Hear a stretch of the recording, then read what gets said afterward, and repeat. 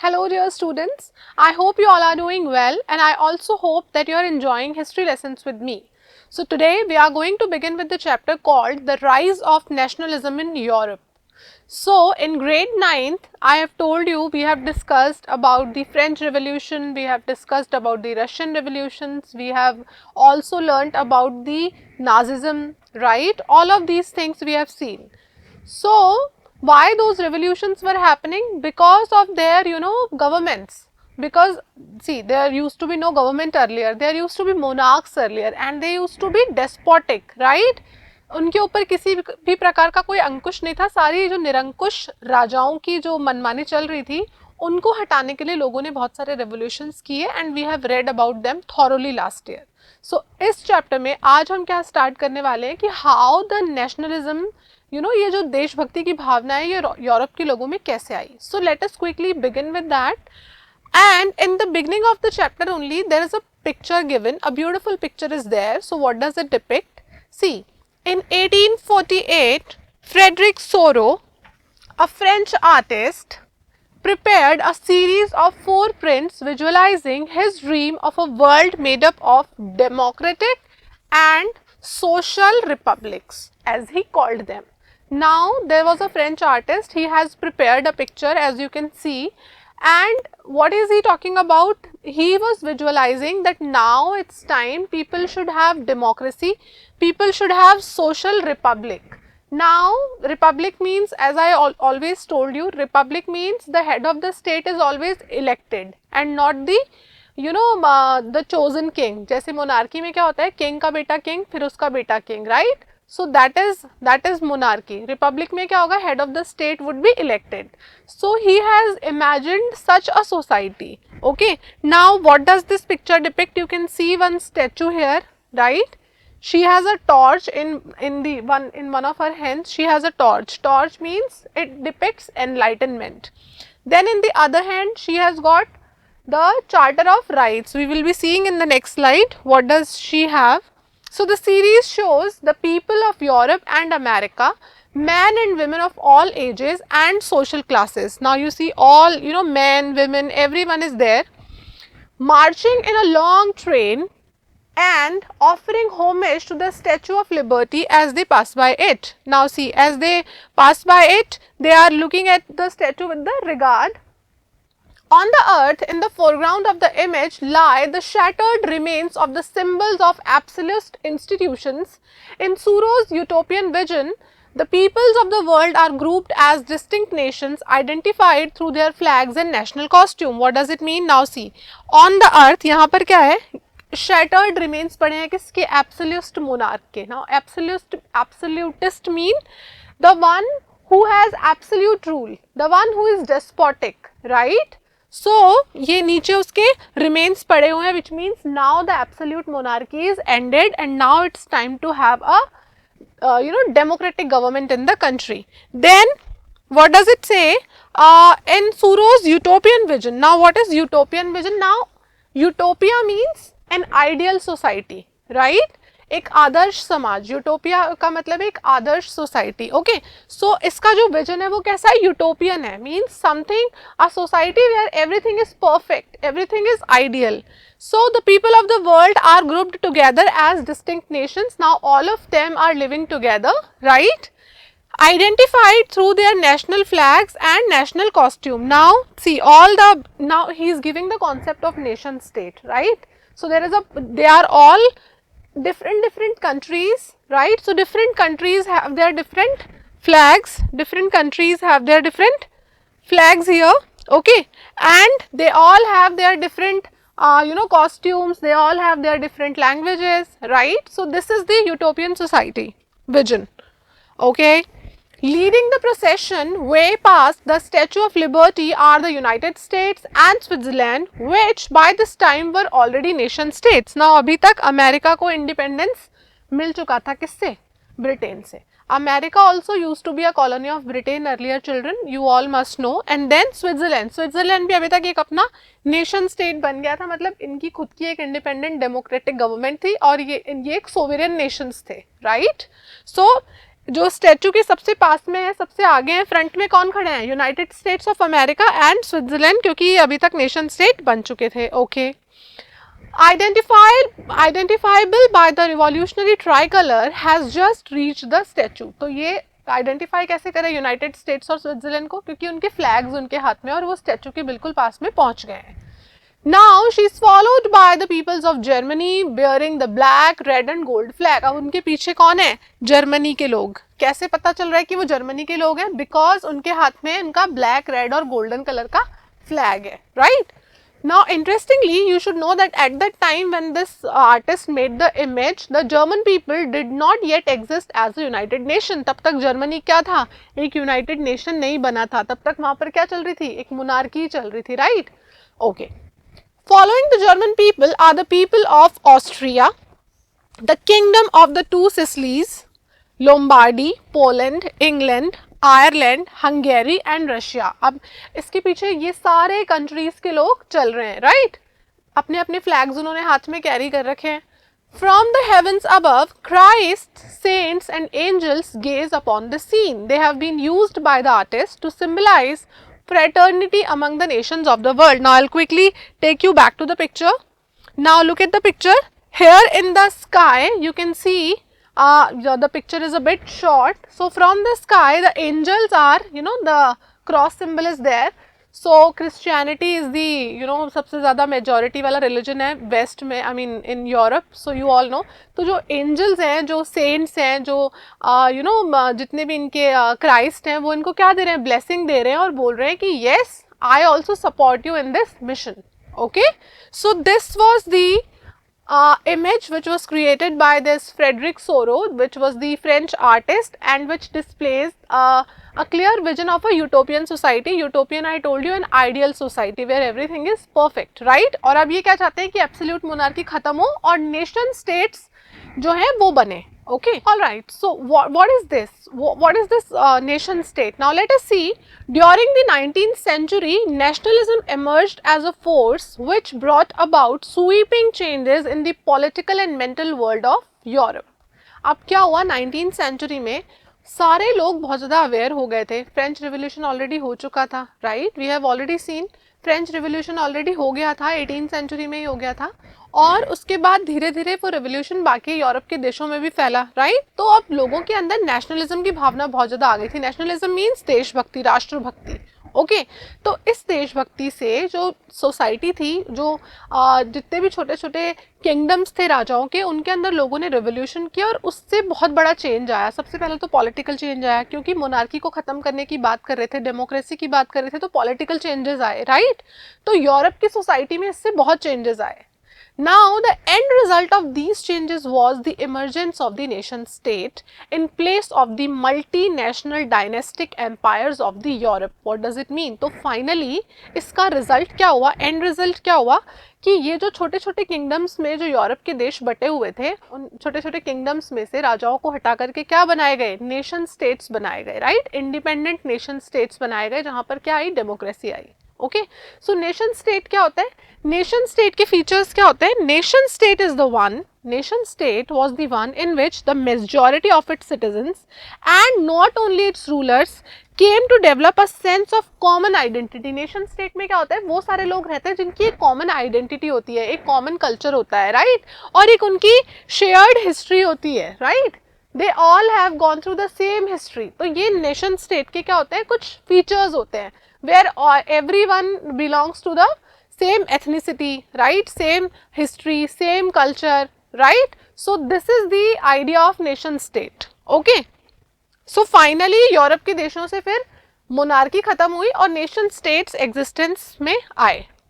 सो nationalism का सबसे पहला क्लियर एक्सप्रेशन हमने कहाँ देखा था? We saw it in the French revolution. Last year in grade 9th we have read it thoroughly. Okay. So the first clear expression of nationalism came with the French revolution in 1789. So in grade 9th we have read about की French revolution का जो 10 years का दौर हमने देखा था, 1789 to 1799 का हमने एक 10 सालों का फेज पढ़ा था, जिसमें लुई 16 थे, he had been executed, his wife also had been executed, right? फिर वहाँ पे कॉन्स्टिट्यूशनल, पहले तो नेशनल असेंबली बनी, फिर constitutional monarchy I, finally the king and the queen was executed, और फ्रांस के अंदर क्या हुआ, एक डेमोक्रेटिक सिस्टम आया। लेकिन बाद में फिर हमने देखा कि नेपोलियन आए और वहाँ पर फिर से क्या आ गई, डिक्टेटरशिप आ गई, राइट। लेकिन नेशनलिज्म की भावना सबसे पहले कहाँ पर हमने देखने को मिली, फ्रेंच रेवोल्यूशन में 1789 के अंदर, okay. France, as you would remember, was a full-fledged territorial state in 1789 under the rule of the absolute monarch. So, Louis XVI वहाँ पर क्या थे, absolute monarch हुआ करते थे, I have told you already. Now, the French Revolution led to the transfer of sovereignty from the monarchy to a body of French citizens, right? So, पहले क्या थे, king थे, king को execute कर दिया, अब क्या बन गया, फ्रांस एक सोवरेन नेशन बन गया, okay. The revolution proclaimed that it was the people who would henceforth constitute the nation and shape its destiny.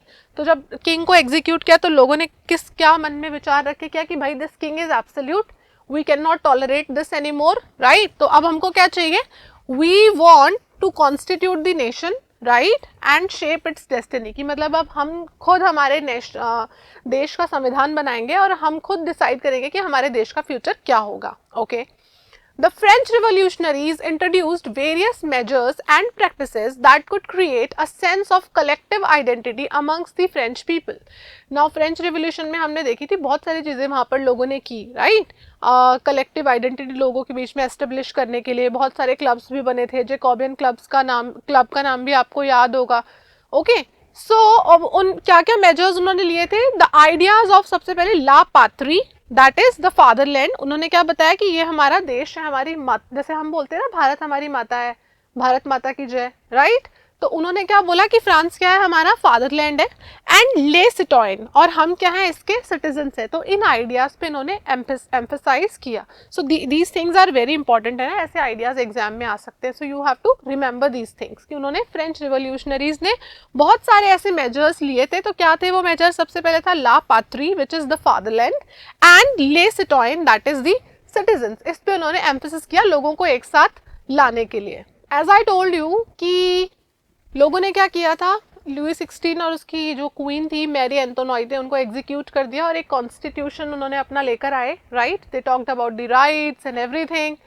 Then later on Napoleon आया, Napoleon was the military leader. So Napoleon he became the dictator after Louis 16. Napoleon became the dictator. So what happened, what has he done? Napoleon introduced many things in France. So how do we say it? The Civil Code of 1804, usually known as the Napoleonic Code. Now what was it? This is also important from the, in terms of exam point of view से, the Civil Code of 1814, उसी को क्या बोलते हैं, the Napoleonic Code. Okay, what did it do? It did away with all privileges based on birth, established equality before the law and secured the right of property. अब Napoleon ने बहुत सारी चीज़ें फ्रांस के अंदर इंट्रोड्यूस करी, right to property उसने लोगों को दिया, क्योंकि पहले जो फ्यूडल लॉर्ड्स थे, जो एरिस्टोक्रेट्स थे, वो क्या करते थे, लोगों को एक्सप्लॉइट करते थे, राइट, क्योंकि ज़्यादातर प्रॉपर्टी चर्च और नोबल्स के पास में ही थी, ओके। सो नेपोलियन ने क्या किया, equality before the law establish करी, लोगों को राइट टू प्रॉपर्टी दिलवाया, और भी बहुत सारी चीज़ें नेपोलियन ने की थी। Then we will see what else he has done. So Napoleon first of all tried to bring equality, right, because he did away with all privileges based on the birth. मतलब he was saying कि राजा का बेटा राजा बनेगा, ये कौन सी बात हुई, तो ये प्रिविलेज हो गई बाय बर्थ की, कि आप अगर आपने बर्थ लिया है किंग की फैमिली में तो ये प्रिविलेज आपको नहीं मिलेगी, राइट। तो ये प्रिविलेजेस खत्म करो। जो नोबल्स थे उनके प्रिविलेजेस को उसने ख़त्म किया, और उसने कोशिश करी कि सब इक्वल हो जाएं in the eyes of law. So he tried to bring equality in the France, and he also secured right to property. As I told you, all these aristocrats, they had all the property earlier. तो उसने क्या किया, right to property को भी secure किया। He has removed guild restrictions also. Guild restrictions means जैसे trading के लिए merchants जाते हैं एक शहर से दूसरे शहर में, तो उनको टैक्स देना पड़ता था, तो उसने वो भी ख़त्म किया। बहुत सारे और measures उसने लिए थे, we will be seeing in the chapter afterwards, but still people hated him. Why? Because उसने लोगों को, he did not give them political freedom. He has snatched right to vote from the people, right? क्योंकि अब Napoleon was the dictator, right? तो voting का तो कोई सवाल ही नहीं है। So That is why people did not like him. Okay, so this was about him.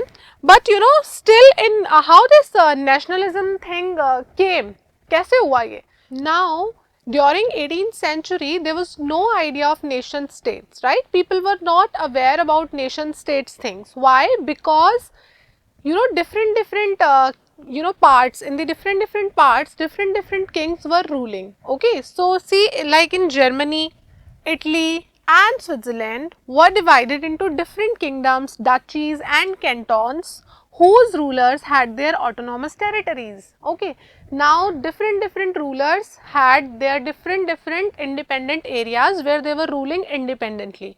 So in Eastern and Central Europe also, they were also under autocratic monarchies. Okay, so Eastern or Central Europe का भी जो हिस्से थे, they were under autocratic monarchs. Okay, those monarchs who are absolute monarchs. Okay, now you all know that these kings used to you know, exploit people, right? तभी तो French Revolution आया, because they were all autocratics, they were all absolute monarchs. So you must have heard that you know, this absolute monarchy, it is a very bad system. Okay, लेकिन अब ये Europe के बाकी हिस्सों में कैसे आएगा? So you know, अलग-अलग you know, different kings were ruling into different areas. Okay, so and in these territories lived different diverse people. Now the people who were living in these territories, different types of people were living. मतलब अलग अलग तरीके के लोग, मतलब people were, you know, their ethnicity was different, their language was different, their culture was different,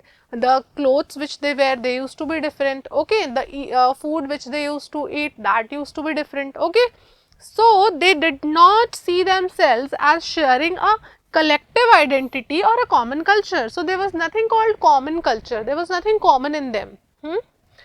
Often they even spoke different languages and belonged to different ethnic groups. As I told you, their language used to be different, their ethnicity used to be different. For example, book के अंदर एक example दिया हुआ है, the Habsburg Empire. So this is your Habsburg Empire. So इस Habsburg Empire में क्या था?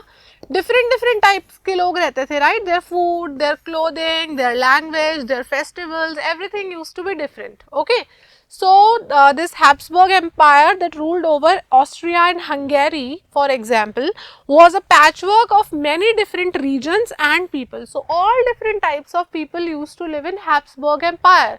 So they did not have anything in common. It included the Alpine regions, the Tyrol, Austria and Sudetenland, as well as Bohemia, where the aristocracy was predominantly German speaking. अब यहाँ पर क्या हो रहा है, इन एरियाज में, टायरोल, ऑस्ट्रिया वगैरह में जर्मन स्पीकिंग लोग ज़्यादा हैं यहाँ पर.